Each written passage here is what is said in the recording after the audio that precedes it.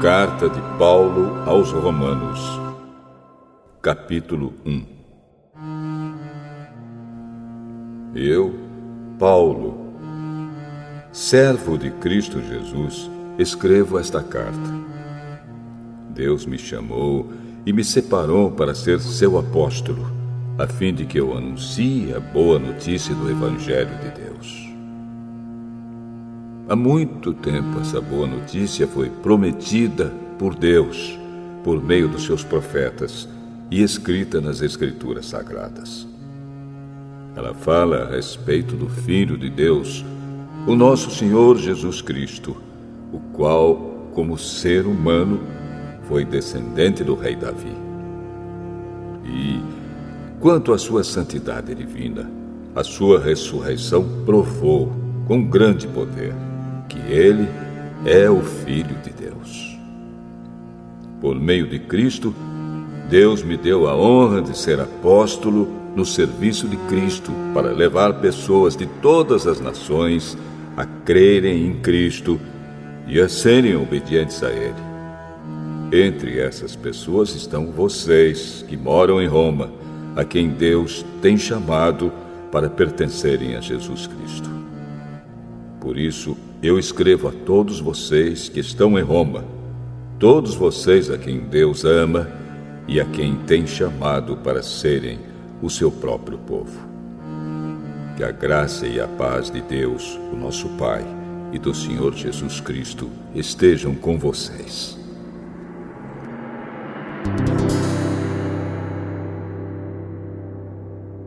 Em primeiro lugar, por meio de Jesus Cristo, dou graças ao meu Deus por todos vocês, pois no mundo inteiro se ouve falar a respeito da fé que vocês têm.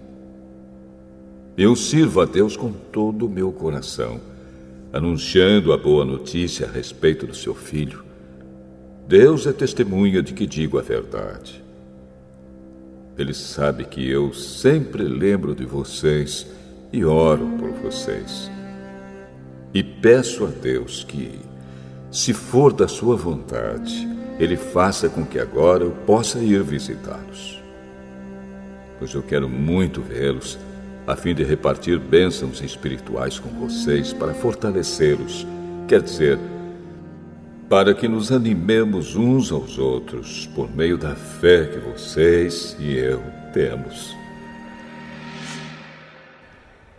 Meus irmãos, quero que saibam que muitas vezes resolvi ir visitá-los, mas fui impedido até agora de fazer isso, pois eu gostaria que o meu trabalho produzisse resultados entre vocês também, como tem acontecido entre outros não-judeus. Pois é meu dever pregar a todos, tanto aos civilizados como aos não civilizados, tanto aos instruídos como aos sem instrução. É por isso que eu quero anunciar o Evangelho também a vocês que moram em Roma. Eu não me envergonho do Evangelho, pois ele é o poder de Deus para salvar todos os que creem, primeiro os judeus e também os não-judeus. Pois o Evangelho mostra como é que Deus nos aceita. É por meio da fé, do começo ao fim. Como dizem as Escrituras Sagradas, viverá aquele que, por meio da fé, é aceito por Deus.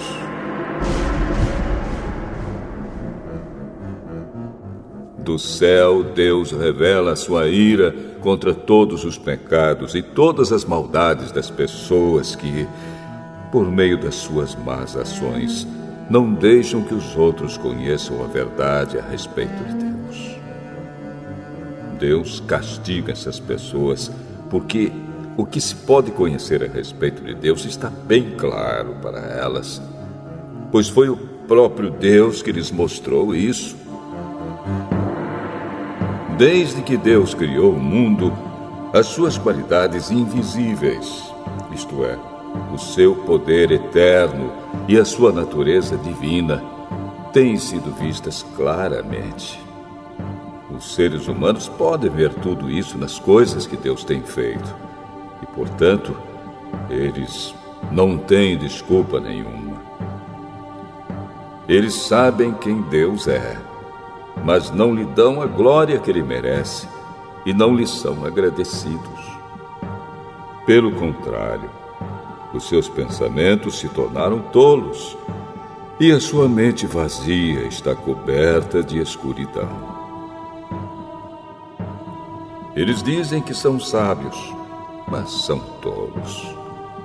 Em vez de adorarem ao Deus imortal, adoram ídolos que se parecem com seres humanos, ou com pássaros, ou com animais de 4 patas, ou com animais que se arrastam pelo chão. Por isso Deus entregou os seres humanos aos desejos do coração deles, para fazerem coisas sujas e para terem relações vergonhosas uns com os outros. Eles trocam a verdade sobre Deus pela mentira e adoram e servem as coisas que Deus criou, em vez de adorarem e servirem o próprio Criador, que deve ser louvado para sempre. Amém. Por causa das coisas que essas pessoas fazem, Deus as entregou a paixões vergonhosas. Pois até as mulheres trocam as relações naturais pelas que são contra a natureza. E também os homens deixam as relações naturais com as mulheres e se queimam de paixão uns pelos outros.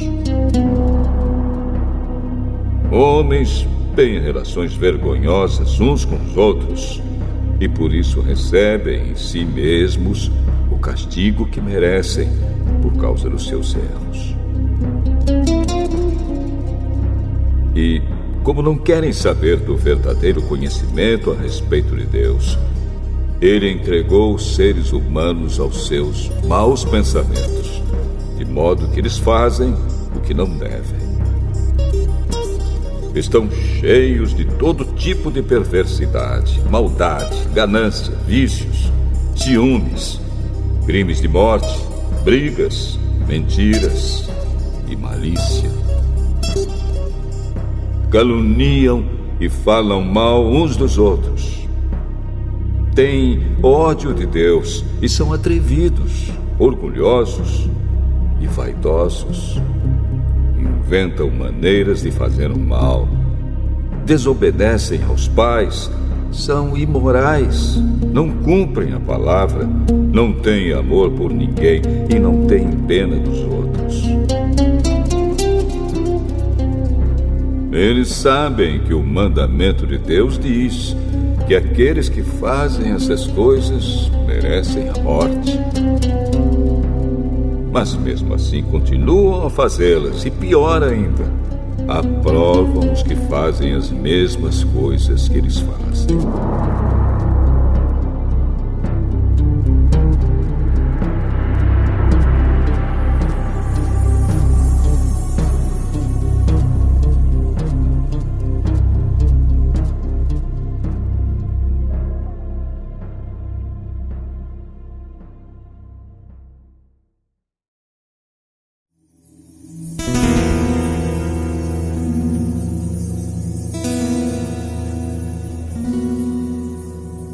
Romanos, capítulo 2. Meu amigo, não importa quem você seja, você não tem desculpa quando julga os outros. Pois, quando você julga os outros, mas faz as mesmas coisas que eles fazem, você está condenando a você mesmo. Nós sabemos que Deus é justo quando condena os que fazem essas coisas. Mas você, que faz as mesmas coisas que condena nos outros, será que você pensa que escapará do julgamento de Deus? Não será que você despreza a grande bondade, a tolerância e a paciência de Deus?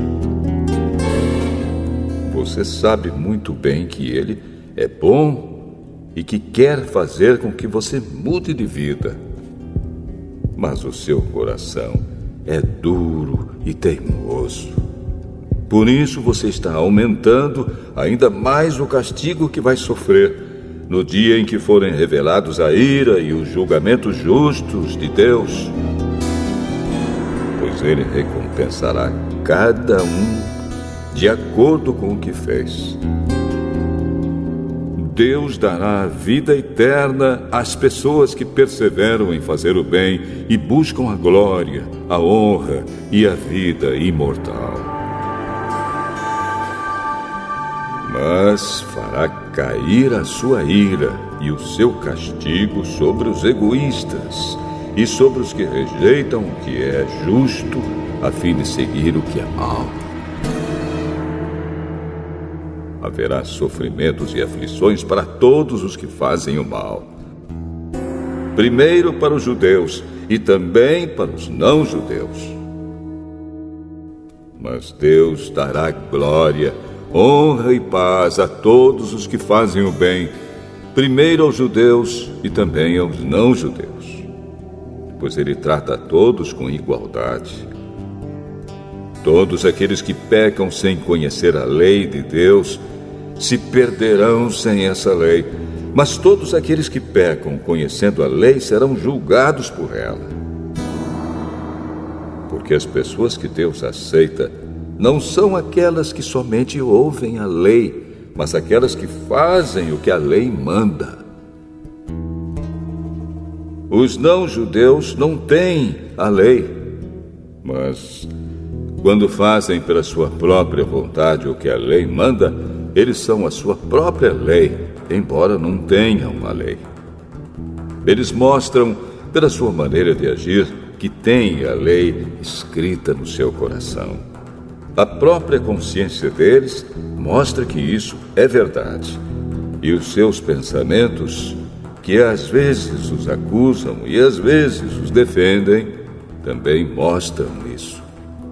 E de acordo com o evangelho que eu anuncio, assim será naquele dia em que Deus, por meio de Cristo Jesus, julgará os pensamentos secretos de todas as pessoas.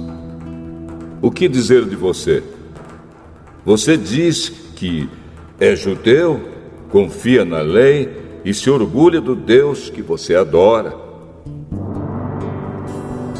Você sabe o que Deus quer que você faça e aprende na lei a escolher o que é certo. Você tem a certeza de que é guia dos cegos, luz para os que estão na escuridão, orientador dos que não têm instrução e professor dos jovens. Você está certo de que encontra na lei a apresentação completa do conhecimento e da verdade. Você que ensina os outros, por que é que não ensina a você mesmo? Se afirma que não se deve roubar, por que é que você mesmo rouba? Se você diz que não se deve cometer adultério, por que é que você mesmo comete adultério? Você odeia os ídolos, mas rouba as coisas dos templos. Você se orgulha de ter a lei de Deus, mas você é uma vergonha para Deus porque desobedece à sua lei. Pois as Escrituras Sagradas dizem: os não-judeus falam mal de Deus por causa de vocês, os judeus. A circuncisão tem valor se você, que é judeu, obedecer à lei. Porém, se não obedecer, é como se você não tivesse sido circuncidado. E se um homem que não foi circuncidado obedecer aos mandamentos da lei, Deus o tratará como se ele fosse circuncidado. Assim vocês, judeus, serão condenados pelos não-judeus, pois vocês desobedecem à lei, apesar de terem essa lei escrita e de serem circuncidados, enquanto que os não-judeus obedecem à lei, embora não sejam circuncidados. Portanto, eu pergunto: quem é judeu de fato e circuncidado de verdade. É claro que não é aquele que é judeu somente por fora e circuncidado só no corpo. Pelo contrário, o verdadeiro judeu é aquele que é judeu por dentro, aquele que tem o coração circuncidado. E isso é uma coisa que o Espírito de Deus faz e que a lei escrita não pode fazer. E o louvor que essa pessoa recebe não vem de seres humanos, mas vem de Deus.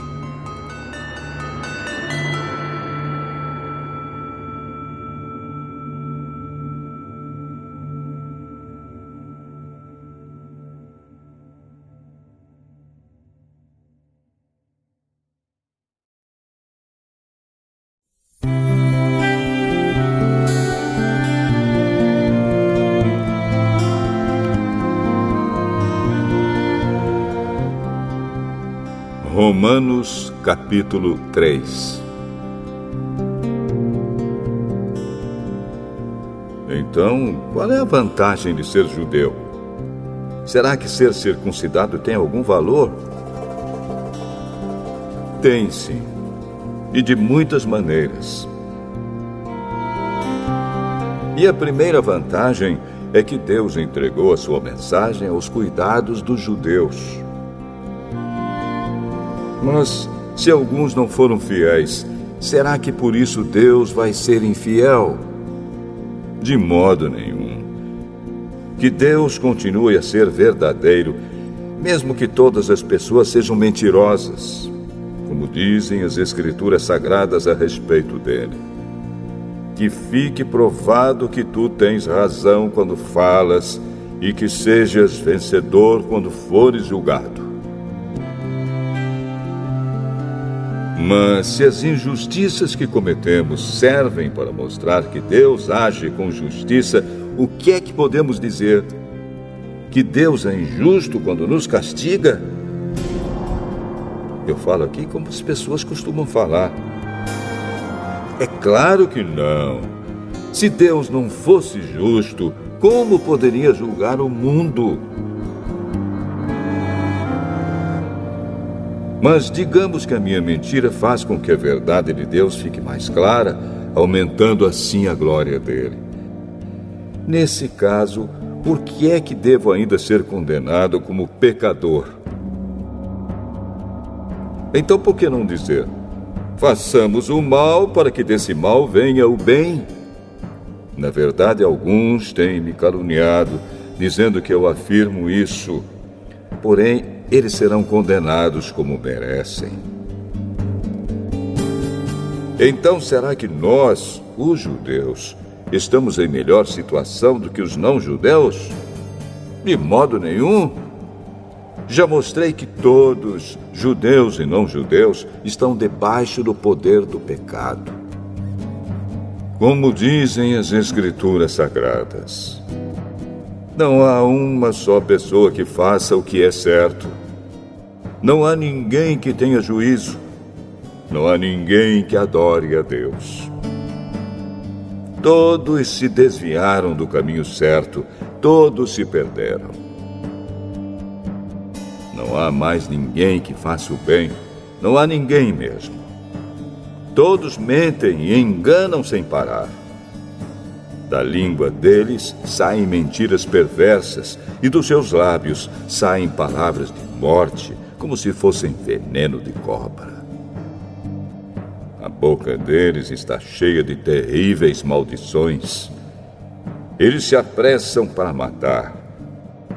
Por onde passam, deixam a destruição e a desgraça. Não conhecem o caminho da paz e não aprenderam a temer a Deus. Nós sabemos que tudo o que a lei diz é dito para os que vivem debaixo da lei.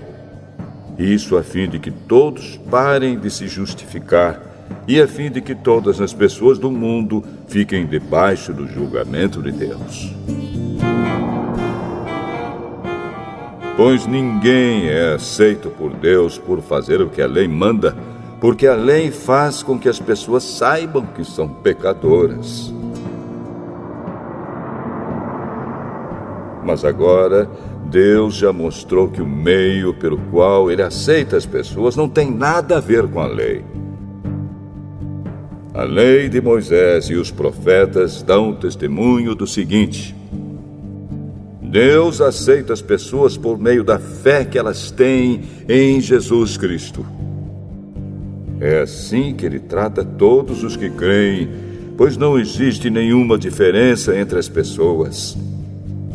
Todos pecaram e estão afastados da presença gloriosa de Deus.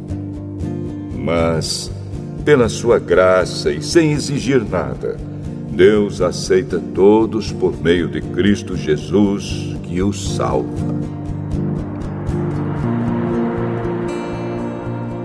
Deus ofereceu Cristo como sacrifício para que, pela sua morte na cruz, Cristo se tornasse o meio das pessoas receberem o perdão dos seus pecados pela fé nele.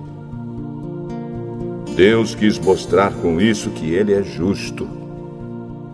No passado, ele foi paciente e não castigou as pessoas por causa dos seus pecados. Mas agora, pelo sacrifício de Cristo, Deus mostra que é justo. Assim, ele é justo e aceita os que creem em Jesus. Será que temos motivo para ficarmos orgulhosos? De modo nenhum. E por que não? Será que é porque obedecemos à lei? Não, não é. É porque cremos em Cristo.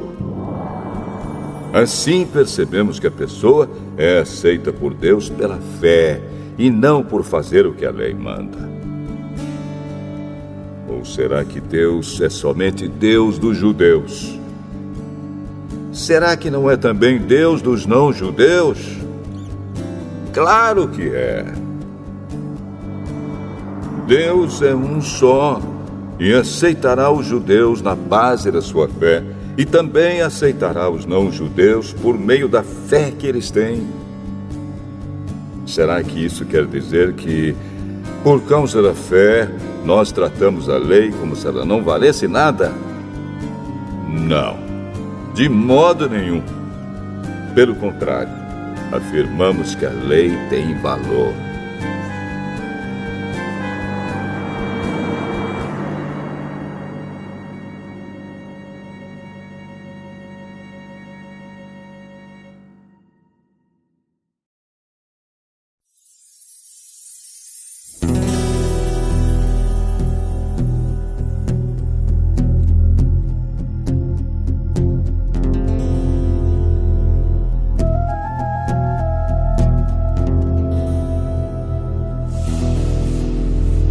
Romanos, capítulo 4.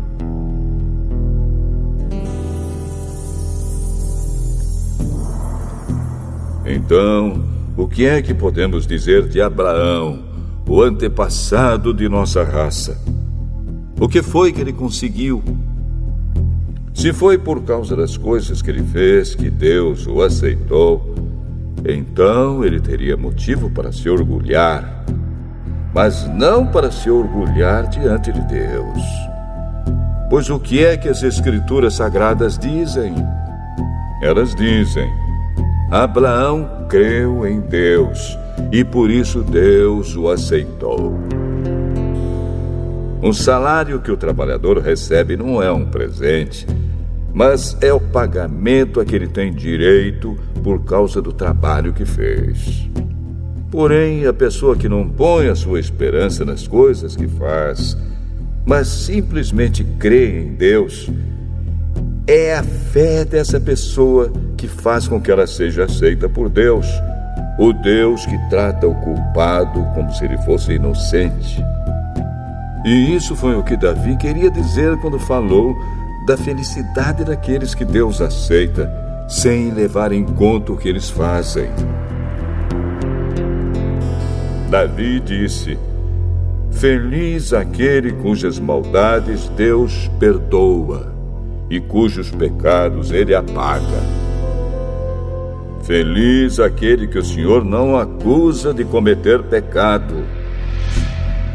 Será que essa felicidade de que Davi falou existe somente para os que são circuncidados? É claro que não. Ela existe também para os que não são circuncidados. Pois já citamos as Escrituras Sagradas que dizem: Abraão creu em Deus e por isso Deus o aceitou. Quando foi que isso aconteceu? Foi antes ou depois de Abraão ser circuncidado? Foi antes e não depois. Ele foi circuncidado mais tarde. E a sua circuncisão foi um sinal para provar que Deus aceitou Abraão porque ele tinha fé.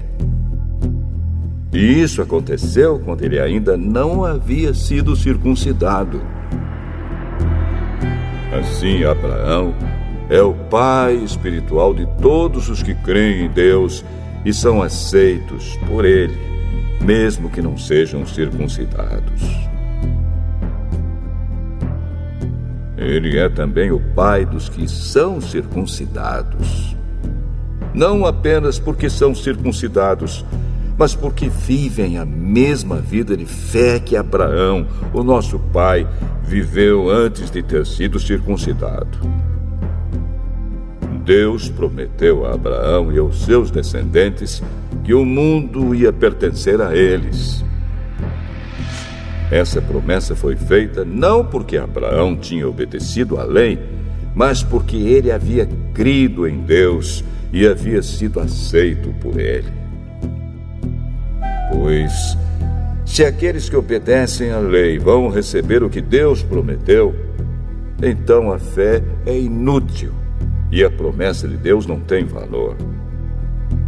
Pois a lei traz o castigo de Deus. Mas, onde não existe lei, também não existe desobediência à lei. Portanto, a promessa de Deus depende da fé, a fim de que a promessa seja garantida como presente de Deus a todos os descendentes de Abraão.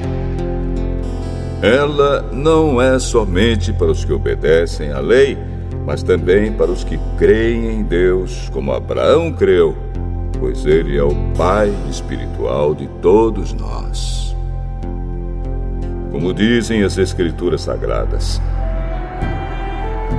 Eu fiz de você o pai de muitas nações. Assim a promessa depende de Deus, em quem Abraão creu, o Deus que ressuscita os mortos e faz com que exista o que não existia.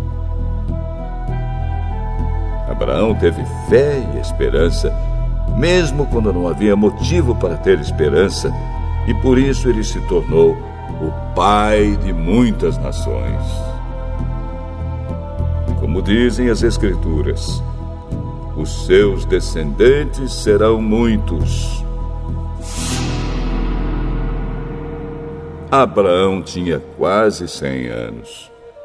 Mas, mesmo quando ele pensou a respeito do seu corpo, que já estava como morto, ou quando lembrou que Sara não podia ter filhos, a sua fé não enfraqueceu.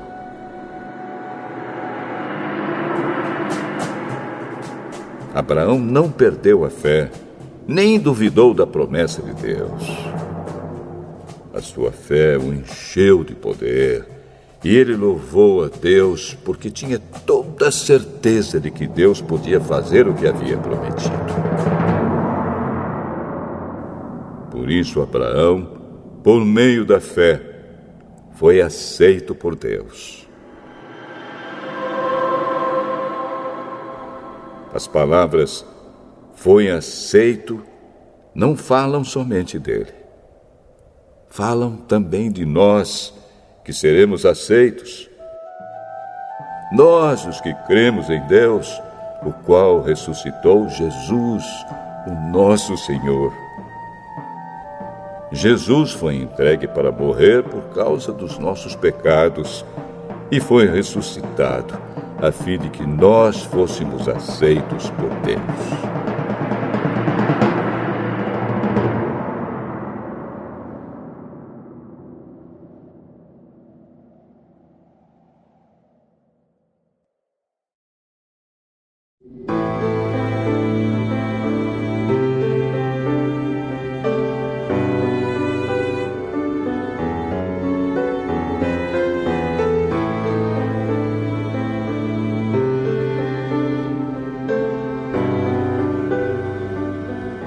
Romanos, capítulo 5.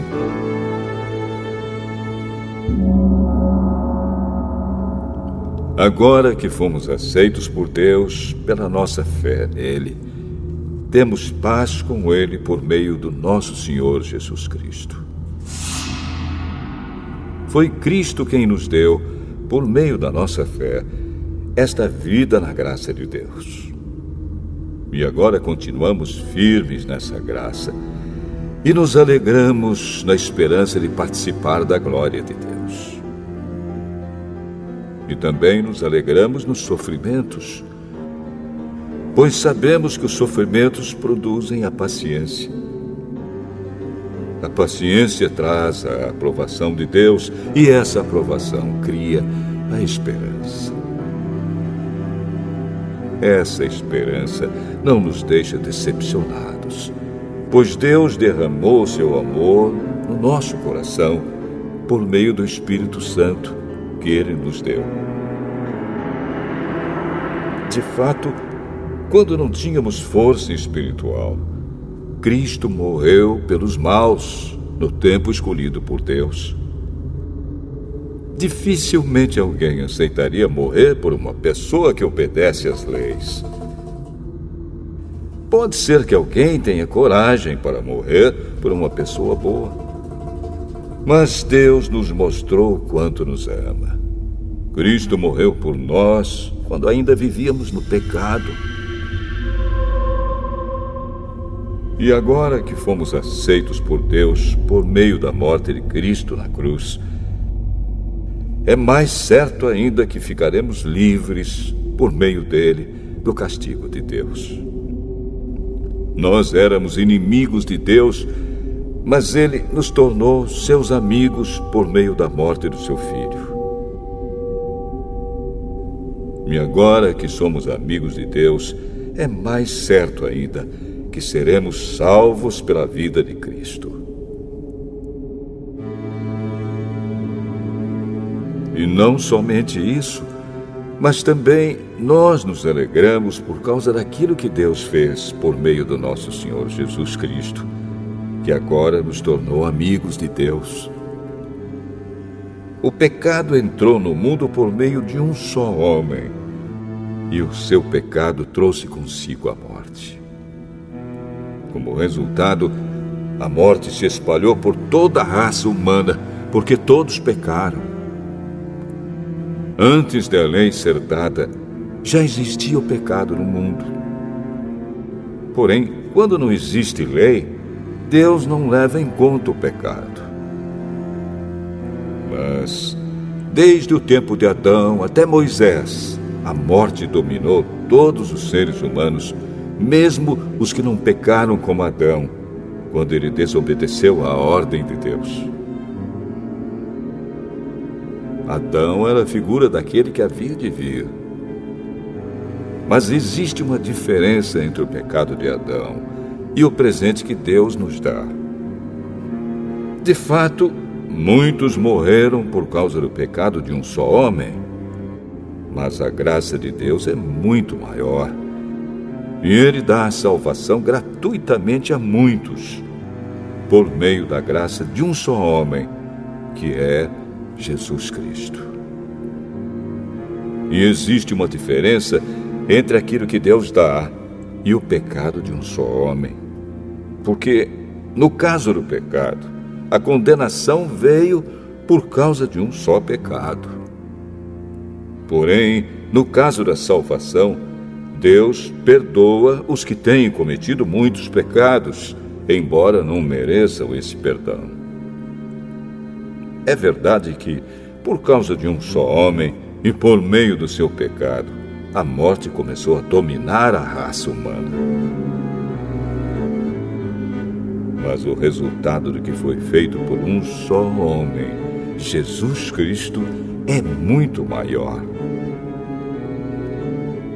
E todos aqueles que Deus aceita e que recebem como presente a sua imensa graça, reinarão na nova vida por meio de Cristo. Portanto, assim como um só pecado condenou todos os seres humanos, assim também um só ato de salvação liberta todos e lhes dá a vida.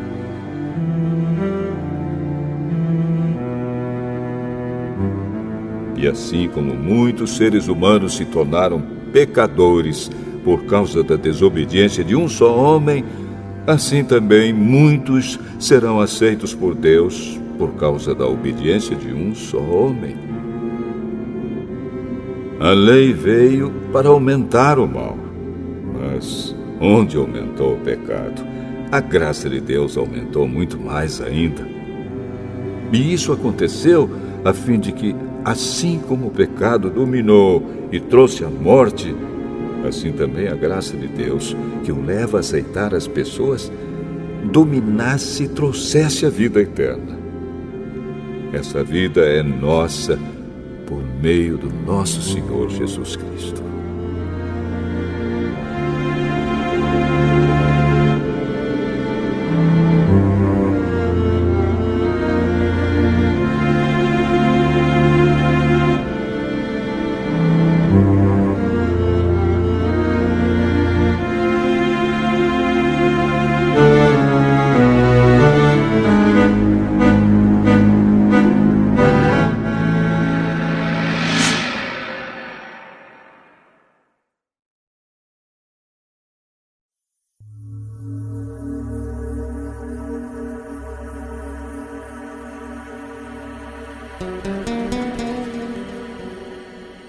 Romanos capítulo 6.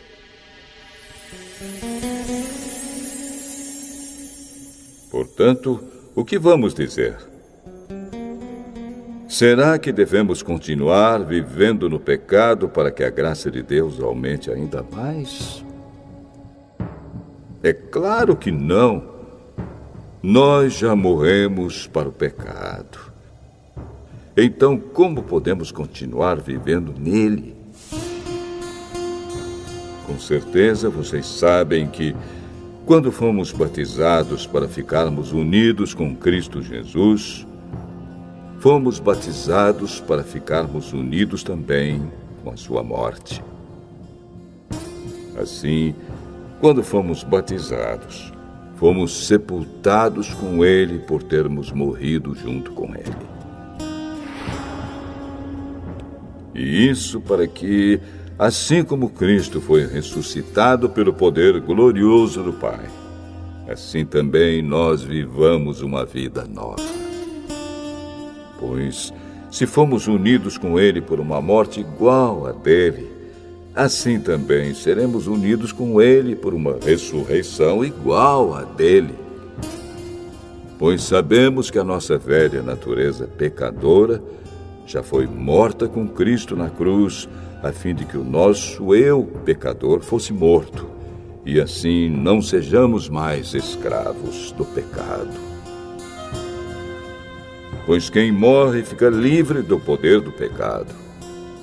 Se já morremos com Cristo, cremos que também viveremos com Ele. Sabemos que Cristo foi ressuscitado e nunca mais morrerá, pois a morte não tem mais poder sobre ele. A sua morte foi uma morte para o pecado e valeu de uma vez por todas. E a vida que ele vive agora é uma vida para Deus. Assim também vocês devem se considerar mortos para o pecado, mas, por estarem unidos com Cristo Jesus, devem se considerar vivos para Deus. Portanto, não deixem que o pecado domine o corpo mortal de vocês e faça com que vocês obedeçam aos desejos pecaminosos da natureza humana. E também não entreguem nenhuma parte do corpo de vocês ao pecado, para que ele a use a fim de fazer o que é mal. Pelo contrário, como pessoas que foram trazidas da morte para a vida, entreguem-se completamente a Deus, para que ele use vocês a fim de fazerem o que é direito.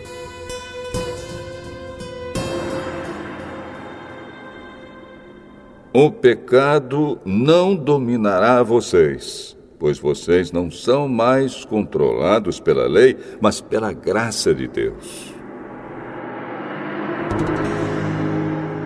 O que é que isso quer dizer?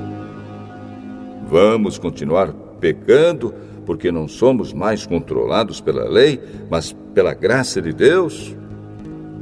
É claro que não. Pois vocês sabem muito bem que, quando se entregam a alguma pessoa para serem escravos dela, são de fato escravos dessa pessoa a quem vocês obedecem. Assim sendo, vocês podem obedecer ao pecado que produz a morte, ou podem obedecer a Deus e ser aceitos por Ele. Mas damos graças a Deus porque vocês, que antes eram escravos do pecado, agora já obedecem de todo o coração às verdades que estão nos ensinamentos que receberam. Vocês foram libertados do pecado e se tornaram escravos de Deus para fazer o que é direito. Falo com palavras bem simples, porque vocês ainda são fracos. No passado, vocês se entregaram inteiramente como escravos da imoralidade e da maldade para servir o mal. Entreguem-se agora inteiramente como escravos daquilo que é direito, para viver uma vida dedicada a Deus. Quando eram escravos do pecado, vocês não faziam o que é direito. Porém, o que é que vocês receberam de bom quando faziam aquelas coisas de que agora têm vergonha? Pois o resultado de tudo aquilo é a morte. Mas agora vocês foram libertados do pecado e são escravos de Deus. Com isso, vocês ganham uma vida completamente dedicada a Ele. E o resultado é que vocês terão a vida eterna.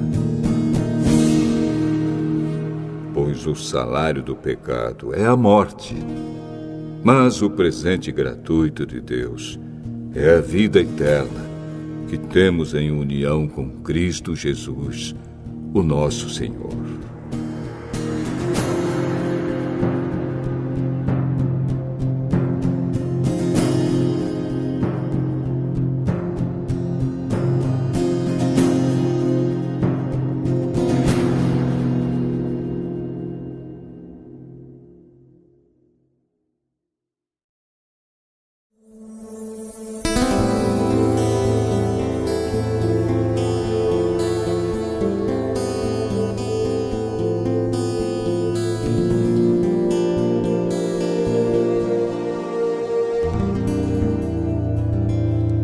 Romanos, capítulo 7. Meus irmãos, vocês todos podem compreender muito bem o que vou dizer. Vocês conhecem as leis e sabem que elas só têm poder sobre uma pessoa enquanto essa pessoa está viva. Por exemplo, a mulher casada está ligada pela lei ao marido enquanto ele estiver vivo. Mas, se ele morrer, ela estará livre da lei que a liga ao marido. De modo que, se ela viver com outro homem enquanto o marido estiver vivo, ela será chamada de adúltera. Mas, se o marido morrer, ela estará legalmente livre e não cometerá adultério se casar com outro homem. O mesmo acontece com vocês, meus irmãos. Do ponto de vista da lei, vocês também já morreram, pois são parte do corpo de Cristo.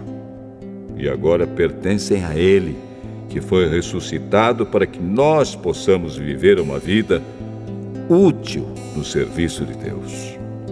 Pois, quando vivíamos de acordo com a nossa natureza humana, os maus desejos despertados pela lei agiam em todo o nosso ser e nos levavam para a morte. Porém, agora estamos livres da lei porque já morremos para aquilo que nos mantinha prisioneiros. Por isso somos livres para servir a Deus, não da maneira antiga, obedecendo à lei escrita, mas da maneira nova, obedecendo ao Espírito de Deus. O que vamos dizer então? Que a própria lei é pecado? É claro que não. Mas foi a lei que me fez saber o que é pecado. Pois eu não saberia o que é a cobiça se a lei não tivesse dito: não cobice. Porém, o pecado se aproveitou dessa lei para despertar em mim todo tipo de cobiça. Porque, se não existe a lei, o pecado é uma coisa morta. Pois houve um tempo em que eu não conhecia a lei e estava vivo. Mas, quando fiquei conhecendo o mandamento, o pecado começou a viver e eu morri. E o próprio mandamento que me devia trazer a vida me trouxe a morte. Porque o pecado, aproveitando a oportunidade dada pelo mandamento, me enganou. E por meio do mandamento, me matou. Assim a lei vem de Deus. E o mandamento também vem de Deus. Diz o que é certo e é bom. Então será que o que é bom me levou à morte? É claro que não. Foi o pecado que fez isso. Pois o pecado, usando o que é bom, me trouxe a morte para que ficasse bem claro aquilo que o pecado realmente é. E assim, por meio do mandamento, o pecado se mostrou mais terrível ainda. Sabemos que a lei é divina, mas eu sou humano e fraco e fui vendido ao pecado para ser seu escravo. Eu não entendo o que faço, pois não faço o que gostaria de fazer. Pelo contrário, faço justamente aquilo que odeio. Se faço o que não quero, isso prova que reconheço que a lei diz o que é certo. E isso mostra que, de fato, já não sou eu quem faz isso, mas o pecado que vive em mim é que faz. Pois eu sei que aquilo que é bom não vive em mim, isto é, na minha natureza humana, porque, mesmo tendo dentro de mim a vontade de fazer o bem, eu não consigo fazê-lo. Pois não faço o bem que quero, mas justamente o mal que não quero fazer é que eu faço. Mas, se faço o que não quero, já não sou eu quem faz isso, mas o pecado que vive em mim é que faz. Assim eu sei que o que acontece comigo é isto. Quando quero fazer o que é bom, só consigo fazer o que é mal. Dentro de mim, eu sei que gosto da lei de Deus. Mas vejo uma lei diferente agindo naquilo que faço. Uma lei que luta contra aquela que a minha mente aprova. Ela me torna prisioneiro da lei do pecado que age no meu corpo. Como sou infeliz! Quem me livrará deste corpo que me leva para a morte? Que Deus seja louvado, pois Ele fará isso por meio do nosso Senhor Jesus Cristo. Portanto, esta é a minha situação. No meu pensamento, eu sirvo a lei de Deus, mas na prática, sirvo a lei do pecado.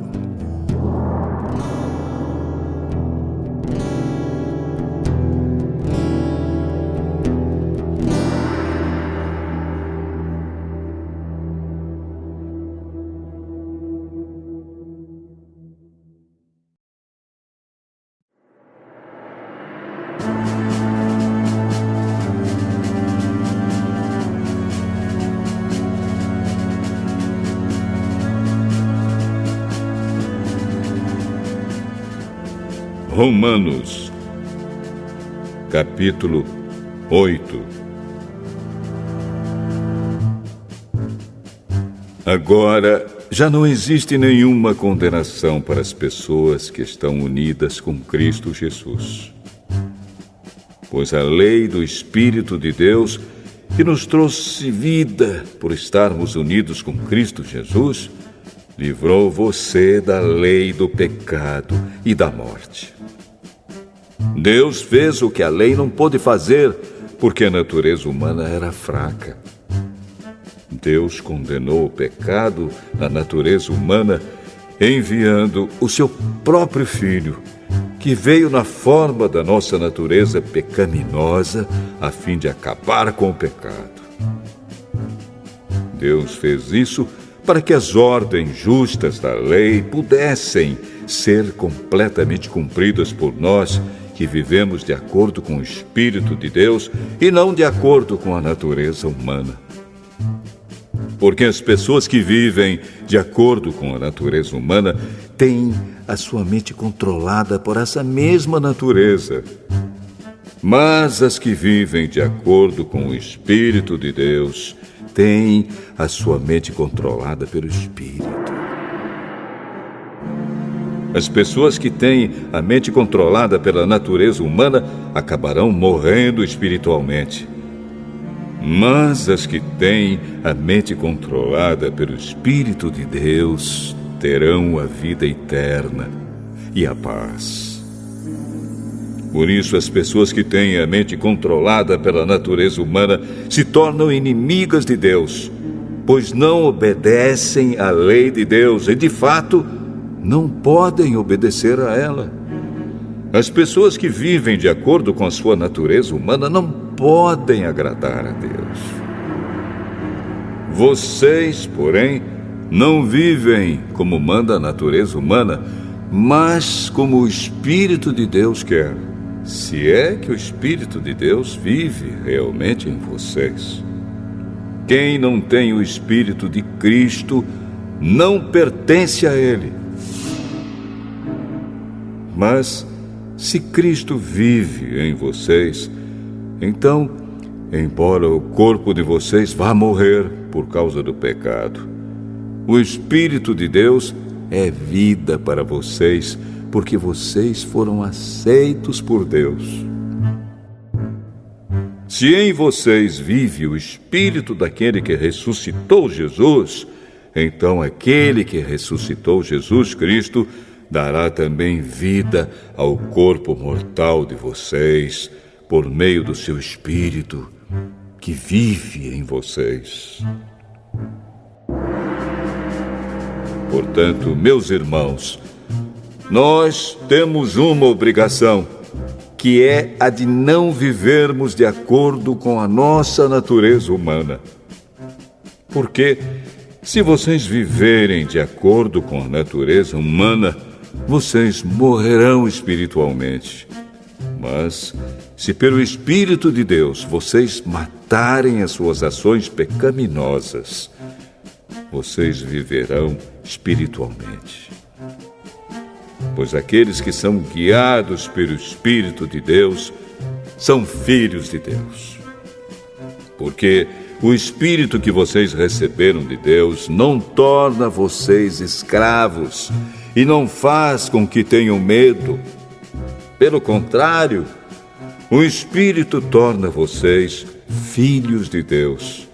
E pelo poder do Espírito dizemos com fervor a Deus: Pai, meu Pai. O Espírito de Deus se une com o nosso espírito para afirmar que somos filhos de Deus. Nós somos seus filhos e por isso receberemos as bênçãos que Ele guarda para o seu povo e também receberemos com Cristo aquilo que Deus tem guardado para Ele. Porque se tomamos parte nos sofrimentos de Cristo, também tomaremos parte na sua glória. Eu penso que o que sofremos durante a nossa vida não pode ser comparado, de modo nenhum, com a glória que nos será revelada no futuro. O universo todo espera com muita impaciência o momento em que Deus vai revelar o que os seus filhos realmente são. Pois o universo se tornou inútil, não pela sua própria vontade, mas porque Deus quis que fosse assim. Porém, existe esta esperança. Um dia, o próprio universo ficará livre do poder destruidor que o mantém escravo e tomará parte na gloriosa liberdade dos filhos de Deus. Pois sabemos que até agora o universo todo geme e sofre como uma mulher que está em trabalho de parto. E não somente o universo, mas nós, que temos o Espírito Santo como o primeiro presente que recebemos de Deus, nós também gememos dentro de nós mesmos, enquanto esperamos que Deus faça com que sejamos seus filhos e nos liberte completamente. Pois foi por meio da esperança que fomos salvos. Mas, se já estamos vendo aquilo que esperamos, então isso não é mais uma esperança. Pois quem é que fica esperando por alguma coisa que está vendo? Porém, se estamos esperando alguma coisa que ainda não podemos ver, então esperamos com paciência. Assim também, o Espírito de Deus vem nos ajudar na nossa fraqueza. Pois não sabemos como devemos orar, mas o Espírito de Deus, com gemidos que não podem ser explicados por palavras, pede a Deus em nosso favor. E Deus, que vê o que está dentro do coração, sabe qual é o pensamento do Espírito. Porque o Espírito pede em favor do povo de Deus e pede de acordo com a vontade de Deus. Pois sabemos que todas as coisas trabalham juntas para o bem daqueles que amam a Deus, daqueles a quem Ele chamou de acordo com o seu plano. Porque aqueles que já tinham sido escolhidos por Deus, Ele também separou a fim de se tornarem parecidos com o seu Filho. Ele fez isso para que o Filho fosse o primeiro entre muitos irmãos. Assim Deus chamou os que havia separado. Não somente os chamou, mas também os aceitou. E não somente os aceitou, mas também repartiu a sua glória com eles. Diante de tudo isso, o que mais podemos dizer? Se Deus está do nosso lado, quem poderá nos vencer? Ninguém! Porque Ele nem mesmo deixou de entregar o próprio Filho, mas o ofereceu por todos nós. Se Ele nos deu o seu Filho, será que não nos dará também todas as coisas? Quem acusará aqueles que Deus escolheu? Ninguém! Porque o próprio Deus declara que eles não são culpados. Será que alguém poderá condená-los? Ninguém! Pois foi Cristo Jesus quem morreu, ou melhor, quem foi ressuscitado e está à direita de Deus. E Ele pede a Deus em favor de nós. Então, quem pode nos separar do amor de Cristo? Serão os sofrimentos, as dificuldades, a perseguição, a fome, a pobreza, o perigo ou a morte? Como dizem as Escrituras Sagradas, por causa de ti estamos em perigo de morte o dia inteiro. Somos tratados como ovelhas que vão para o matadouro. Em todas essas situações, temos a vitória completa por meio daquele que nos amou. Pois eu tenho a certeza de que nada pode nos separar do amor de Deus. Nem a morte, nem a vida, nem os anjos, nem outras autoridades ou poderes celestiais, nem o presente, nem o futuro, nem o mundo lá de cima, nem o mundo lá de baixo. Em todo o universo não há nada que possa nos separar do amor de Deus, que é nosso por meio de Cristo Jesus, o nosso Senhor.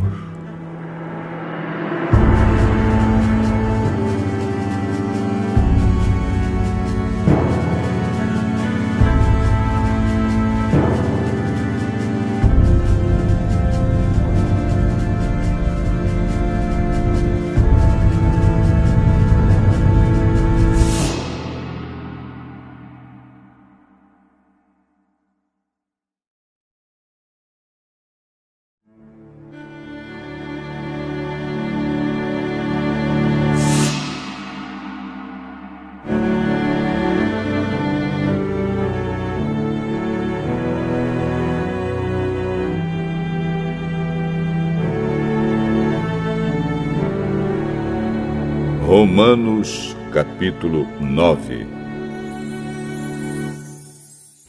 O que eu digo é verdade. Sou de Cristo e não minto. Pois a minha consciência, que é controlada pelo Espírito Santo, também me afirma que não estou mentindo. Sinto uma grande tristeza e uma dor sem fim no coração por causa do meu povo, que é a minha raça e meu sangue. Para o bem desse povo, eu mesmo poderia desejar receber a maldição de Deus e ficar separado de Cristo. Eles são um povo escolhido por Deus. Ele os tornou seus filhos e repartiu a sua glória com eles. Deus fez suas alianças com eles e lhes deu a lei, a verdadeira maneira de adorar e as promessas. Eles são descendentes dos patriarcas. E como ser humano, Cristo pertence à raça deles. Que Cristo, que é o Deus que governa todos, seja louvado para sempre. Amém. Eu não estou dizendo que a promessa de Deus tenha falhado. De fato, nem todos os israelitas fazem parte do povo de Deus. Nem todos os descendentes de Abraão são filhos de Deus. Pois Deus disse a Abraão: por meio de Isaque é que você terá os descendentes que eu lhe prometi. Isso quer dizer que os que são considerados como os verdadeiros descendentes de Abraão são aqueles que nasceram como resultado da promessa de Deus e não os que nasceram de modo natural. Pois, quando fez a promessa, Deus disse a Abraão o seguinte: no tempo certo eu voltarei e Sara, sua mulher, terá um filho. E mais ainda, os 2 filhos de Rebeca tinham o mesmo pai, o nosso antepassado Isaque. Mas, para que a escolha de um deles fosse completamente de acordo com o plano de Deus, o próprio Deus disse a Rebeca: o mais velho será dominado pelo mais moço. Disse isso antes de eles nascerem e antes de fazerem qualquer coisa, boa ou má. Assim ficou confirmado que é de acordo com o seu plano que Deus escolhe aqueles que Ele quer chamar, sem levar em conta o que eles tenham feito.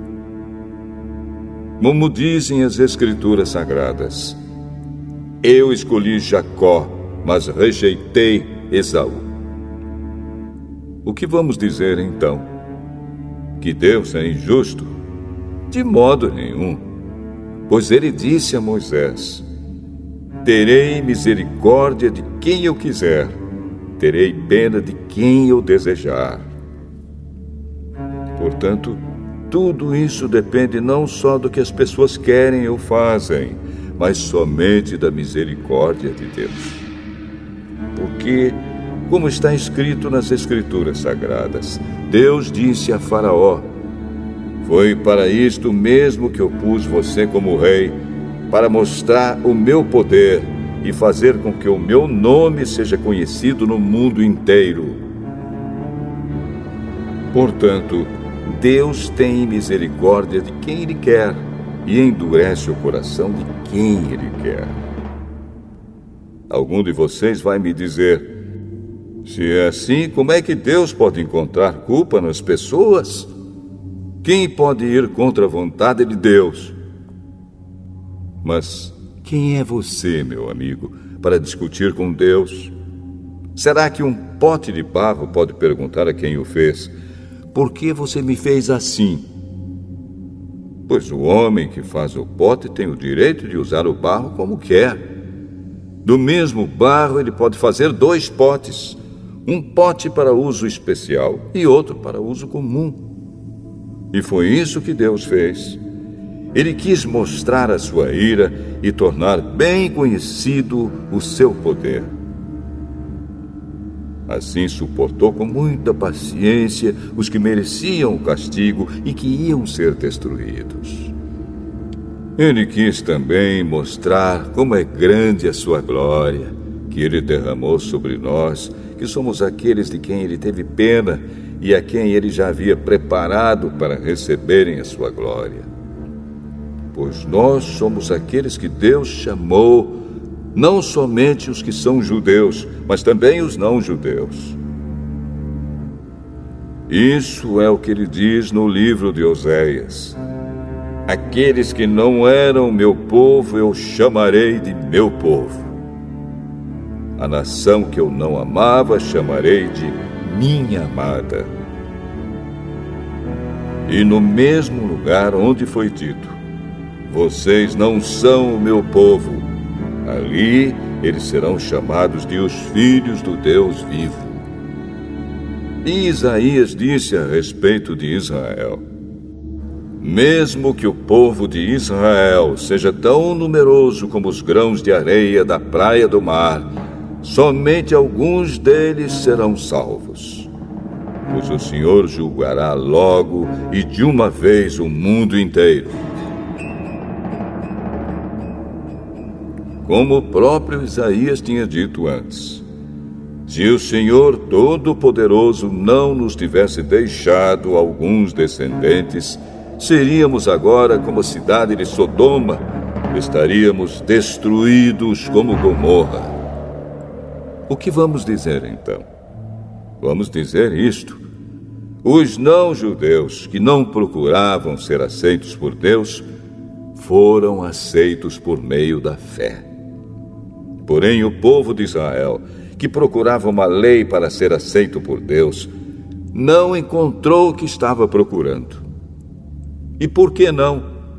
Porque eles procuravam alcançar isso por meio das suas ações e não por meio da fé. Eles tropeçaram na pedra de tropeço, como dizem as Escrituras Sagradas. Vejam, estou colocando em Sião uma pedra em que eles vão tropeçar, a rocha que vai fazê-los cair. Mas quem crer nela não ficará desiludido.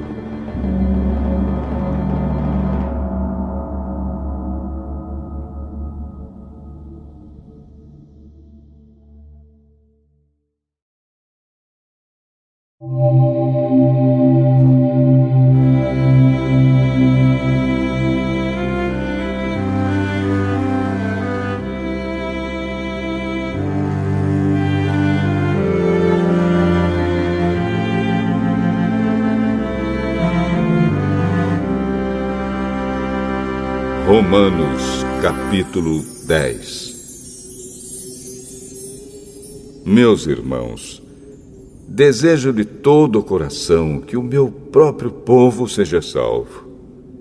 E peço a Deus em favor deles, porque eu sou testemunha de que eles são muito dedicados a Deus. Mas a dedicação deles não está baseada no verdadeiro conhecimento, pois eles não conhecem a maneira como Deus aceita as pessoas e assim têm procurado conseguir isso da sua própria maneira. Eles rejeitaram o modo de Deus aceitar as pessoas, porque com Cristo a lei chegou ao fim, e assim os que creem é que são aceitos por Deus. Pois o que Moisés escreveu a respeito de as pessoas serem aceitas por Deus pela obediência à lei foi isto: viverá aquele que fizer o que a lei manda.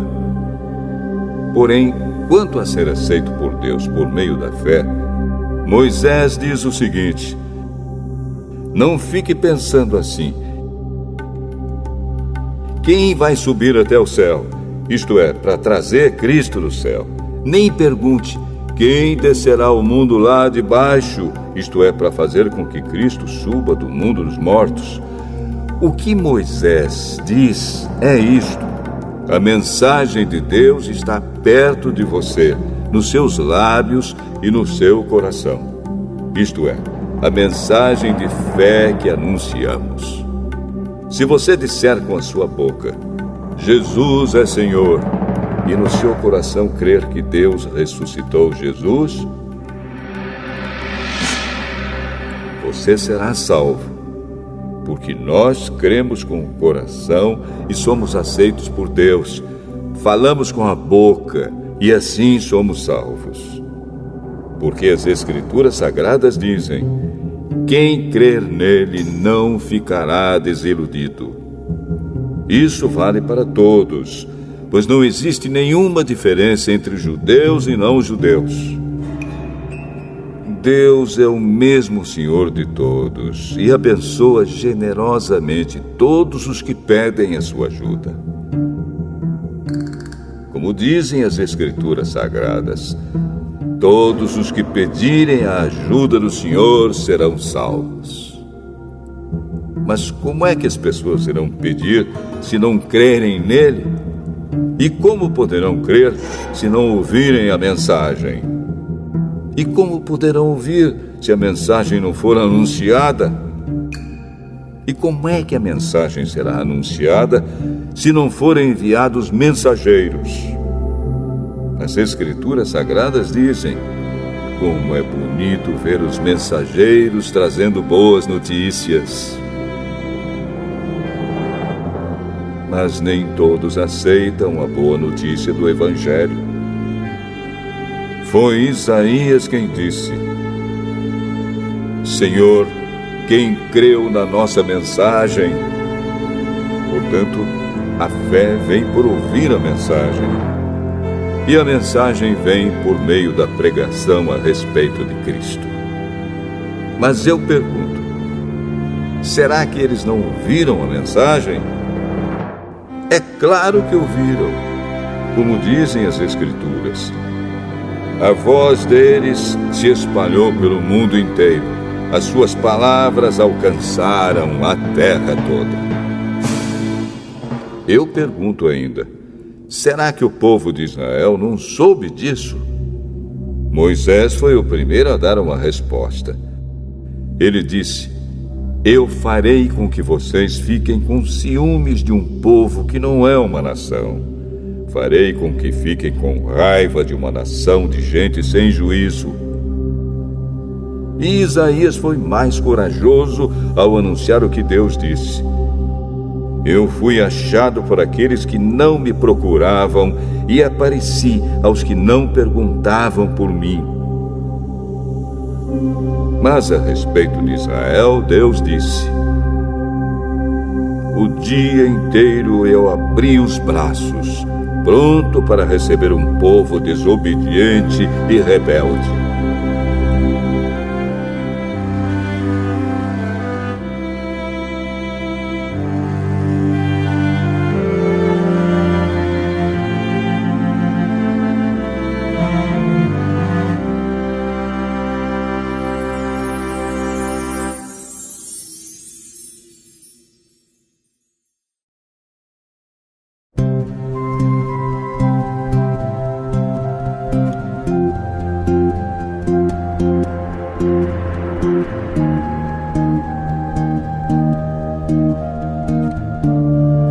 Romanos, capítulo 11. Então eu pergunto: será que Deus rejeitou o seu próprio povo? É claro que não. Eu mesmo sou um israelita, descendente de Abraão e membro da tribo de Benjamim. Deus não rejeitou o seu povo, que ele havia escolhido desde o princípio. Vocês sabem muito bem o que as Escrituras Sagradas dizem naquele trecho em que Elias acusa o povo de Israel diante de Deus. Elias diz assim: Senhor, eles mataram os teus profetas e destruíram os teus altares. Eu sou o único que sobrou e eles estão querendo me matar. O que foi que Deus disse a ele? Ele disse: eu guardei para mim 7.000 homens que não adoraram o Deus Baal. A mesma coisa também acontece agora. Isto é, por causa da graça de Deus, ainda existe um pequeno número daqueles que ele escolheu. Essa escolha se baseia na graça de Deus e não no que eles fizeram. Porque se a escolha de Deus se baseasse no que as pessoas fazem, então a sua graça não seria a verdadeira graça. E isso quer dizer que não foi o povo de Israel que encontrou o que estava procurando. Quem encontrou foi apenas um pequeno grupo que Deus escolheu. Os outros não quiseram ouvir o chamado de Deus. Como dizem as Escrituras Sagradas, Deus endureceu o coração e a mente deles, deu-lhes olhos que não podem ver e ouvidos que não podem ouvir até o dia de hoje. E Davi disse que nas suas festas eles sejam apanhados e enganados, que eles caiam e sejam castigados. Oh Deus, faze com que eles fiquem cegos e que fiquem sempre curvados debaixo do peso das suas dificuldades.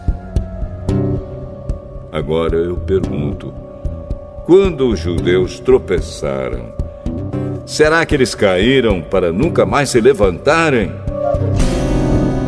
É claro que não. Mas porque eles pecaram, a salvação veio para os não-judeus, para fazer com que os judeus ficassem com ciúmes deles. O pecado dos judeus trouxe grandes bênçãos para o mundo, e a sua pobreza espiritual trouxe ricas bênçãos para os não-judeus. Então, quando se completar o número de judeus que voltarão para Deus, as bênçãos serão muito maiores ainda. Agora estou falando a vocês que não são judeus. Enquanto eu for o apóstolo dos não-judeus, terei orgulho do meu trabalho. Talvez eu possa fazer com os que são da minha própria raça fiquem com ciúmes, e assim seja possível salvar alguns deles. Porque quando os judeus foram rejeitados, o resto do mundo se tornou amigo de Deus. O que acontecerá então quando eles forem aceitos? Os que estiverem mortos receberão a vida. Pois se o primeiro pão assado depois da colheita é dedicado a Deus, isso quer dizer que todos os outros pães também são dedicados a Ele. E se as raízes de uma árvore são oferecidas a Deus, os galhos também são dele. Alguns galhos da oliveira cultivada foram quebrados, e um galho de oliveira brava foi enxertado nela. Pois vocês, os não-judeus, são como aquela oliveira brava, e agora tomam parte na força e na riqueza espiritual dos judeus. Portanto, vocês não devem desprezar os galhos que foram quebrados. Como é que vocês podem estar orgulhosos? Vocês são somente galhos. Não são vocês que sustentam a raiz. É a raiz que sustenta vocês. Porém, vocês dirão: sim, mas os galhos foram quebrados a fim de darem lugar para nós. Isso é verdade. Mas lembrem que eles foram quebrados porque não creram. No entanto, vocês continuam na oliveira porque creem. E não tenham orgulho disso. Pelo contrário, tenham medo. Se Deus não deixou de castigar os judeus, que são como galhos naturais, vocês acham que Ele vai deixar de castigar vocês? Vejam como Deus é bom e também é duro. Ele é duro para os que caíram e bom para vocês, se continuarem sempre confiando na bondade dele. Senão, vocês também serão cortados. E se os judeus abandonarem a sua descrença, serão enxertados na oliveira cultivada, pois Deus pode enxertá-los de novo. Vocês, os não-judeus, são como aquele galho de oliveira brava que foi cortado e enxertado contra a natureza na oliveira cultivada. Os judeus são como essa oliveira cultivada. Portanto, para Deus será muito mais fácil enxertar de novo na própria árvore deles esses galhos quebrados. Meus irmãos, quero que vocês conheçam uma verdade secreta para que não pensem que são muito sábios. A verdade é esta: a teimosia do povo de Israel não durará para sempre, mas somente até que o número completo de não-judeus venha para Deus. É assim que todo o povo de Israel será salvo. Como dizem as Escrituras Sagradas, o Redentor virá de Sião e tirará toda a maldade dos descendentes de Jacó. Eu, o Senhor, farei esta aliança com eles quando tirar os seus pecados. Os judeus rejeitaram o Evangelho e por isso são inimigos de Deus, para o bem de vocês, os não-judeus. Mas, pela escolha de Deus, eles são amigos dele, por causa dos patriarcas.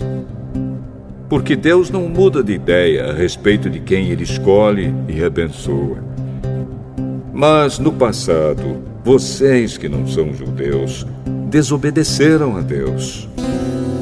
Porém, agora, vocês receberam a misericórdia de Deus por causa da desobediência dos judeus. Assim, por causa da misericórdia que vocês receberam, os judeus agora desobedecem a Deus, para que eles também possam receber agora a misericórdia dele.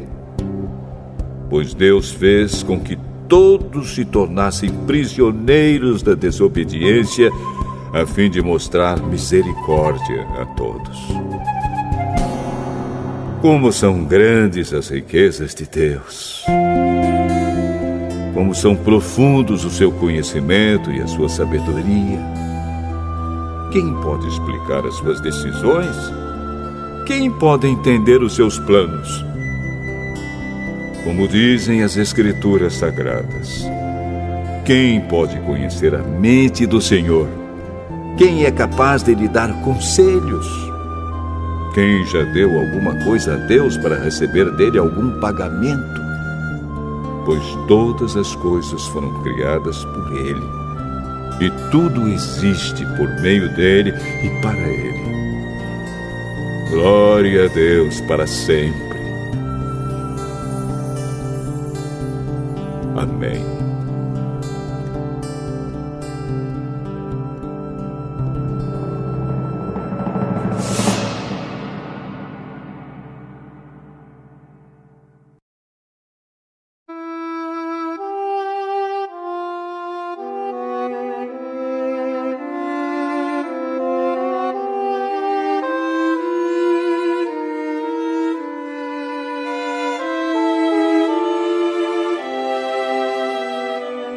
Romanos, capítulo 12.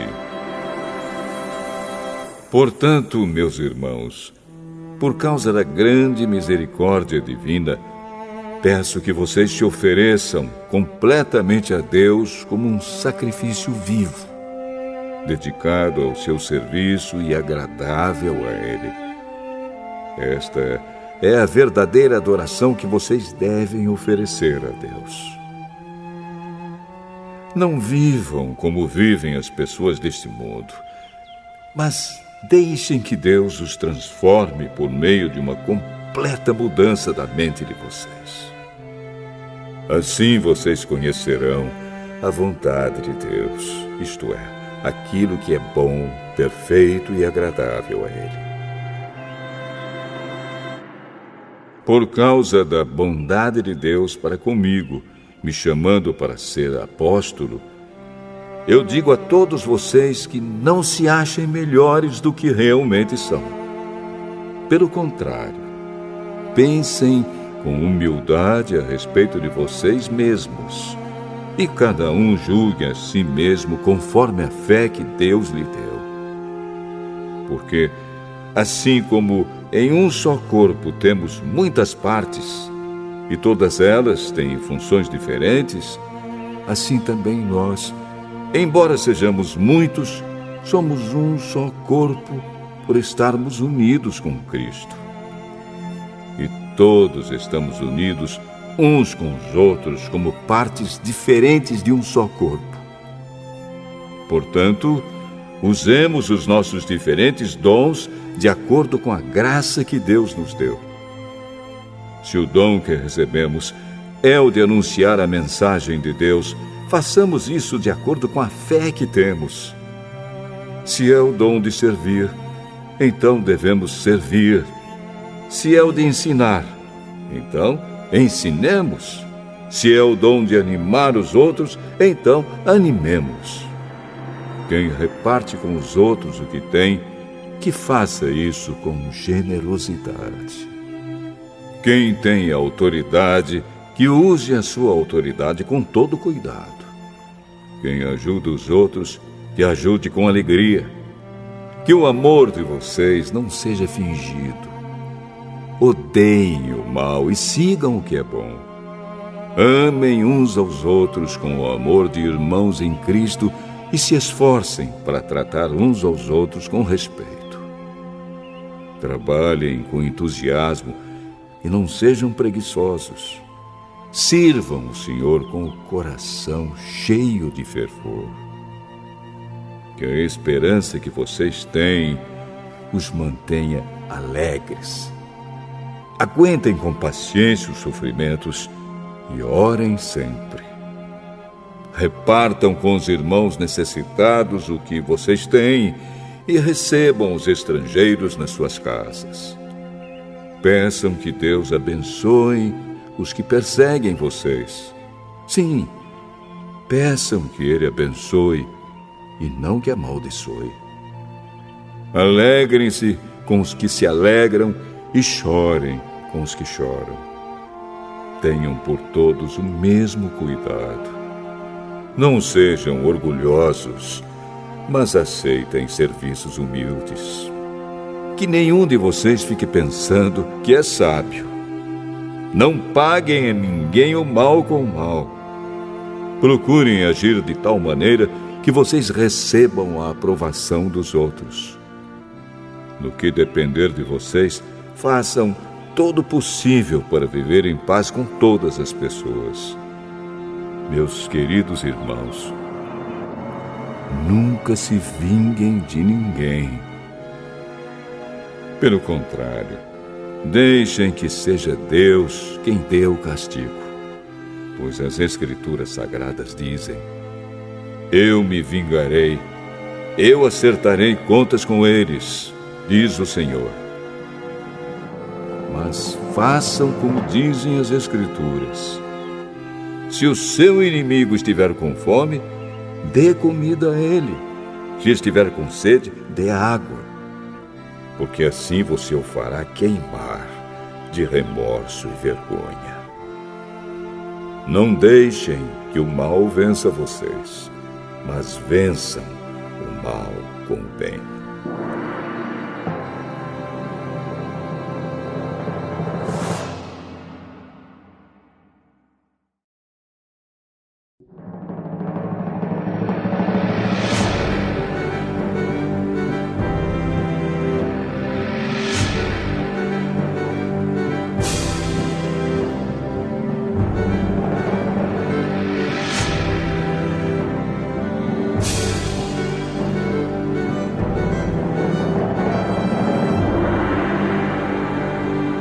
Romanos, capítulo 13.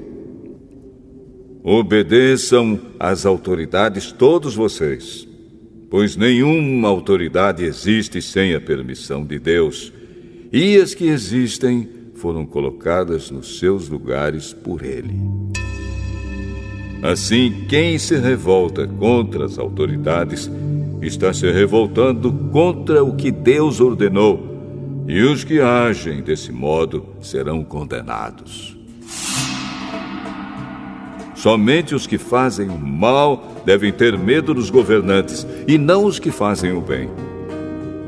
Se você não quiser ter medo das autoridades, então faça o que é bom, e elas o elogiarão, porque as autoridades estão a serviço de Deus para o bem de você. Mas se você faz o mal, então tenha medo, pois as autoridades, de fato, têm poder para castigar. Elas estão a serviço de Deus e trazem o castigo deles sobre os que fazem o mal. É por isso que você deve obedecer às autoridades, não somente por causa do castigo de Deus, mas também porque a sua consciência manda que você faça isso. É por isso também que vocês pagam impostos, pois quando as autoridades cumprem os seus deveres, elas estão a serviço de Deus. Portanto, paguem ao governo o que é devido. Paguem todos os seus impostos e respeitem e honrem todas as autoridades. Não fiquem devendo nada a ninguém. A única dívida que vocês devem ter é a de amar uns aos outros. Quem ama os outros está obedecendo à lei. Os seguintes mandamentos: não cometa adultério, não mate, não roube, não cobice. Esses e ainda outros mais são resumidos num mandamento só: ame os outros como você ama a você mesmo. Quem ama os outros não faz mal a eles. Portanto, amar é obedecer a toda a lei.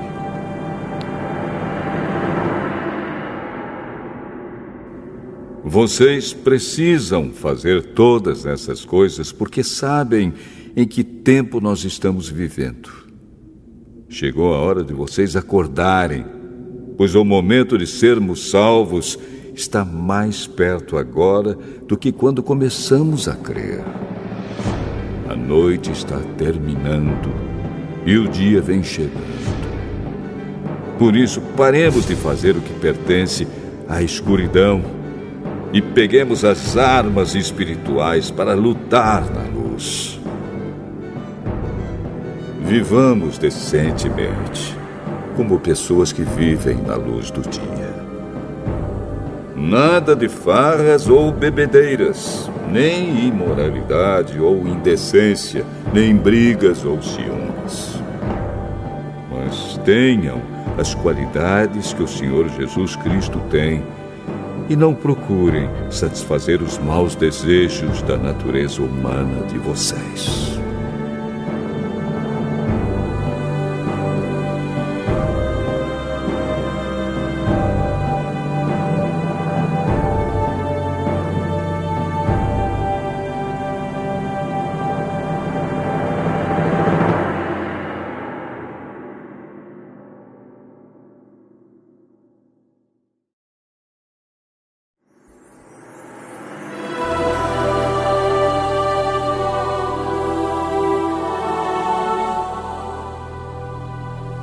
Romanos, capítulo 14. Aceitem entre vocês quem é fraco na fé, sem criticar as opiniões dessa pessoa.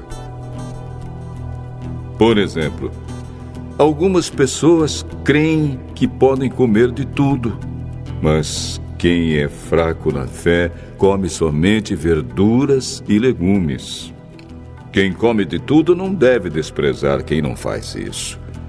E quem só come verduras e legumes não deve condenar quem come de tudo, pois Deus o aceitou. Quem é você para julgar o escravo de alguém? Se ele vai vencer ou fracassar, isso é da conta do dono dele. E ele vai vencer porque o Senhor pode fazê-lo vencer. Algumas pessoas pensam que certos dias são mais importantes do que outros, enquanto que outras pessoas pensam que todos os dias são iguais. Cada um deve estar bem firme nas suas opiniões. Quem dá mais valor a certo dia faz isso para honrar o Senhor. E também quem come de tudo faz isso para honrar o Senhor, pois agradece a Deus o alimento. E quem evita comer certas coisas faz isso para honrar o Senhor e dar graças a Deus. Porque nenhum de nós vive para si mesmo e nenhum de nós morre para si mesmo. Se vivemos, é para o Senhor que vivemos. E se morremos, também é para o Senhor que morremos. Assim, tanto se vivemos como se morremos, somos do Senhor. Pois Cristo morreu e viveu de novo para ser o Senhor tanto dos mortos como dos vivos. Portanto, por que é que você, que só come verduras e legumes, condena o seu irmão? E você que come de tudo, por que despreza o seu irmão? Pois todos nós estaremos diante de Deus para sermos julgados por Ele. É isto que as Escrituras Sagradas dizem. Juro pela minha vida, diz o Senhor, que todos se ajoelharão diante de mim e todos afirmarão que eu sou Deus. Assim, cada um de nós prestará contas de si mesmo a Deus. Por isso, paremos de criticar uns aos outros. Pelo contrário, cada um de vocês resolva não fazer nada que leve o seu irmão a tropeçar ou cair em pecado. Por estar unido com o Senhor Jesus, eu estou convencido de que nada é impuro em si mesmo. Mas, se alguém pensa que alguma coisa é impura, então ela fica impura para ele. Se você faz com que um irmão fique triste por causa do que você come, então você não está agindo com amor. Não deixe que a pessoa por quem Cristo morreu se perca por causa da comida que você come. Não deem motivo para os outros falarem mal daquilo que vocês acham bom, pois o reino de Deus não é uma questão de comida ou de bebida, mas de viver corretamente, em paz e com a alegria que o Espírito Santo dá. E quem serve a Cristo dessa maneira, agrada a Deus e é aprovado por todos. Por isso, procuremos sempre as coisas que trazem a paz e que nos ajudam a fortalecer uns aos outros na fé. Por uma questão de comida, não destrua o que Deus fez. Todos os alimentos podem ser comidos, mas é errado comer alguma coisa quando isso faz com que outra pessoa caia em pecado. O que está certo é não comer carne, não beber vinho, nem fazer qualquer outra coisa que leve um irmão a cair em pecado. Mas guarde entre você mesmo e Deus o que você crê a respeito desse assunto. Feliz a pessoa que não é condenada pela consciência quando faz o que acha que deve fazer. Mas quem tem dúvidas a respeito do que come é condenado por Deus quando come, pois aquilo que ele faz não se baseia na fé. E o que não se baseia na fé é pecado.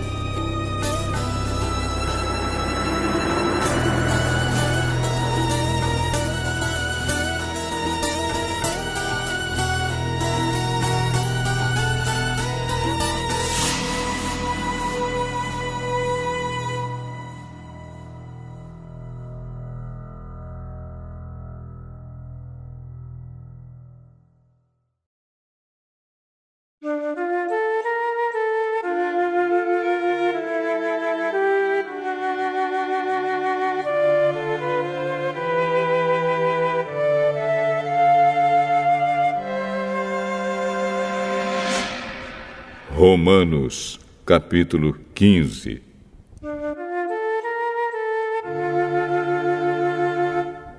Nós que somos fortes na fé, devemos ajudar os fracos a carregarem as suas cargas e não devemos agradar a nós mesmos.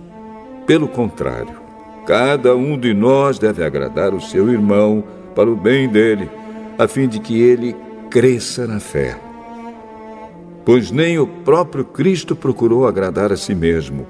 Pelo contrário, como dizem as Escrituras Sagradas, as ofensas daqueles que te insultaram caíram sobre mim. Porque tudo o que está nas Escrituras foi escrito para nos ensinar, a fim de que tenhamos esperança por meio da paciência e da coragem que as Escrituras nos dão. Que Deus, que é quem dá paciência e coragem, ajude vocês a viverem bem uns com os outros, seguindo o exemplo de Cristo Jesus. E isso para que vocês, todos juntos, como se fossem uma só pessoa, louvem ao Deus e Pai do nosso Senhor Jesus Cristo. Portanto, aceitem uns aos outros para a glória de Deus, assim como Cristo aceitou vocês. Pois eu lhes digo que Cristo se tornou servo dos judeus a fim de mostrar que Deus é fiel, para fazer com que se cumprissem as promessas feitas por Deus aos patriarcas, e para fazer com que os não-judeus louvassem a Deus pela sua bondade. Como dizem as Escrituras Sagradas, por isso eu te louvarei entre os que não são judeus e cantarei louvores a ti. Elas dizem também, vocês que não são judeus, alegrem-se com o povo escolhido de Deus. E dizem ainda, todos os que não são judeus, louvem o Senhor, que todos os povos o louvem. E também Isaías diz, virá um descendente do rei Davi, filho de Jessé. Ele aparecerá para governar os que não são judeus, e eles terão esperança nele. Que Deus, que nos dá essa esperança, encha vocês de alegria e de paz, por meio da fé que vocês têm nele, a fim de que a esperança de vocês aumente pelo poder do Espírito Santo. Meus irmãos, estou certo de que vocês estão cheios de bondade, sabem tudo o que é preciso saber e são capazes de dar conselhos uns aos outros. Porém, nesta carta, me atrevi a escrever com toda franqueza, para fazer com que vocês lembrem de coisas que já sabem. Eu escrevi assim por causa do privilégio que Deus me deu de ser servo de Cristo Jesus para trabalhar em favor dos que não são judeus. Eu sirvo como sacerdote ao anunciar o Evangelho que vem de Deus. e faço isso para que os não-judeus sejam uma oferta que Deus aceite, dedicada a Ele pelo Espírito Santo. Portanto, por estar unido com Cristo Jesus, posso me orgulhar do serviço que faço para Deus. Eu me atreverei a falar somente do que Cristo tem feito por meio de mim, a fim de levar os não-judeus a obedecerem a Deus. E isso tem sido feito por meio de palavras e de ações, pelo poder de sinais e milagres e pelo poder do Espírito de Deus. Assim, viajando desde Jerusalém até a província da Ilíria, tenho anunciado de modo completo o Evangelho a respeito de Cristo. Para não construir sobre alicerces colocados por outros, tenho me esforçado sempre para anunciar o Evangelho nos lugares onde ainda não se falou de Cristo. Como dizem as Escrituras Sagradas, aqueles que nunca ouviram falar a respeito dele o verão, e os que não tinham ouvido falar sobre ele o entenderão. Por essa razão, muitas vezes eu quis visitá-los, mas isso não me foi possível. Porém, já que terminei o meu trabalho nessas regiões, e como há muitos anos tenho pensado em ver vocês, espero fazer isso agora. Gostaria de vê-los quando fizer a minha viagem para a Espanha. Gostaria também que vocês me ajudassem a ir até lá, depois de eu ter o prazer de estar com vocês por algum tempo. Mas agora vou a Jerusalém a serviço do povo de Deus que vive ali. Pois as igrejas das províncias da Macedônia e da Acaia resolveram dar uma oferta para ajudar as pessoas do povo de Deus em Jerusalém que estão necessitadas. Os próprios cristãos da Macedônia e da Acaia resolveram fazer isso, mas, de fato, eles têm a obrigação de ajudar aqueles necessitados. Os judeus repartiram os seus bens espirituais com os que não são judeus, e por isso os não-judeus devem prestar, com seus bens materiais, esse serviço cristão aos judeus.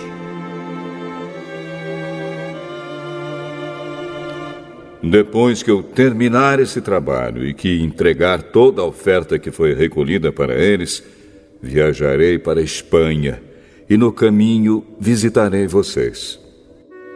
E sei que, quando for visitá-los, levarei comigo muitas bênçãos de Cristo. Eu peço, irmãos, pelo nosso Senhor Jesus Cristo e pelo amor que o Espírito dá, que me ajudem, orando com fervor por mim.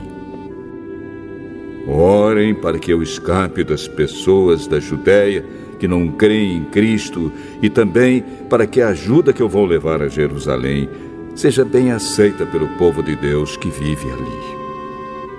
E assim, se Deus quiser, chegarei aí em Roma cheio de alegria e lhes farei uma visita que me dará um novo ânimo. E que Deus, a nossa fonte de paz, esteja com todos vocês. Amém.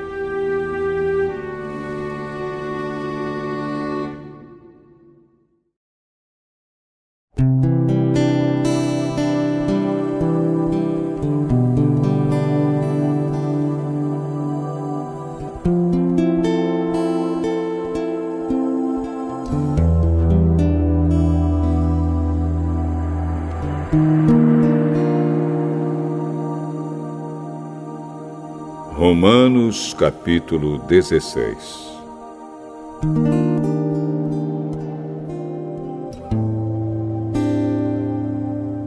Eu recomendo a vocês a nossa irmã Febe, que é a diaconisa da igreja de Cencreia. Recebam essa irmã em nome do Senhor, como deve fazer o povo de Deus. Deem a ela toda a ajuda que precisar, pois ela tem ajudado muita gente e a mim também. Mando saudações a Priscila e ao seu marido Áquila, meus companheiros no serviço de Cristo Jesus. Eles arriscaram a sua vida por mim.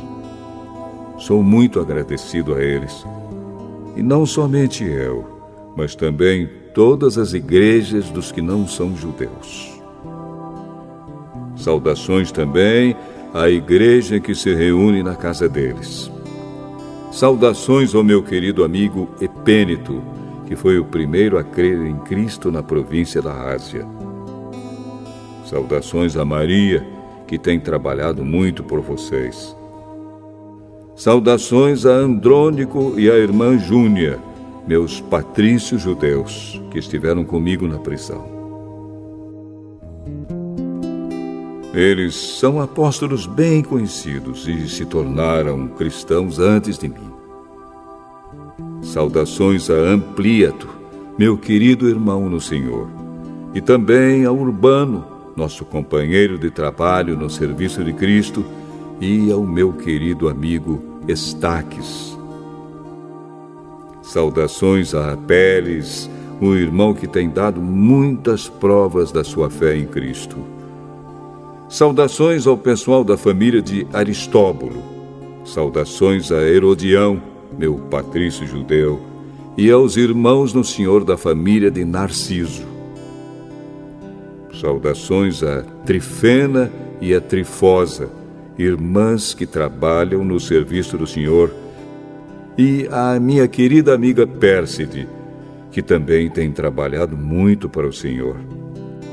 Mando saudações a Rufo, trabalhador que tem se destacado no serviço do Senhor, e a mãe dele, que sempre me tratou como filho. Saudações aos irmãos Asíncrito, Flegonte, Hermes, Pátrobas, Hermas e a todos os irmãos que estão com eles. Saudações a Filólogo e a Júlia, a Nereu e a sua irmã, ao irmão Olimpas e a todas as pessoas do povo de Deus que estão com eles. Cumprimentem uns aos outros com um beijo de irmão. Todas as igrejas de Cristo mandam saudações a vocês. Meus irmãos, peço que tomem cuidado com as pessoas que provocam divisões, que atrapalham os outros na fé e que vão contra o ensinamento que vocês receberam. Afastem-se dessas pessoas, porque os que fazem essas coisas não estão servindo a Cristo, o nosso Senhor, mas a si mesmos.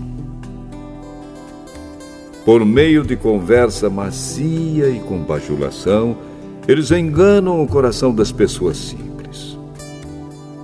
Todos sabem como vocês têm sido fiéis ao Evangelho e por isso eu me alegro por causa de vocês. Quero que sejam sábios a respeito do que é bom e não tenham nada a ver com o que é mal. E Deus, a nossa fonte de paz, logo esmagará Satanás debaixo dos pés de vocês. Que a graça do nosso Senhor Jesus esteja com vocês. Timóteo, meu companheiro de trabalho, manda saudações a vocês. Lúcio, Jasão e Sosípatro, meus patrícios judeus, também mandam saudações. Eu, Tércio, que escrevi esta carta que Paulo ditou para mim, mando saudações a vocês. O meu hospedeiro Gaio, em casa de quem a igreja daqui se reúne, manda saudações a vocês. Erasto, o tesoureiro da cidade, e o nosso irmão Quarto também mandam saudações. Que a graça do nosso Senhor Jesus Cristo esteja com todos vocês. Amém. Louvemos a Deus, pois Ele pode conservar vocês firmes na fé, de acordo com o Evangelho que eu anuncio, isto é, a mensagem a respeito de Jesus Cristo. E de acordo também com a verdade secreta que nunca foi revelada no passado. Porém, essa verdade foi revelada agora por meio daquilo que os profetas escreveram. E por ordem do Deus eterno, ela se tornou conhecida em todas as nações, para que todos creiam e obedeçam. Ao Deus único e sábio seja dada glória para sempre, por meio de Jesus Cristo. Amém.